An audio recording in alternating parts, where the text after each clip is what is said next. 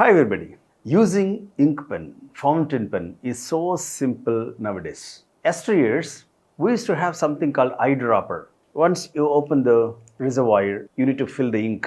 You need to have a filler. If this pen is not made properly, if it is not of a good quality, it used to leak, smudge on the paper, on your hands, on your shirts, dresses, all used to get spoiled.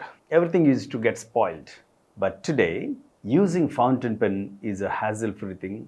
Easiest way to use the fountain pen. Anyhow, we have been talking about fountain pens. Using fountain pens will improve your handwriting. It will add music and it will add elegance to your handwriting. That's why using ink pen has become so easy nowadays. See, instead of an eyedropper, you have a cartridge.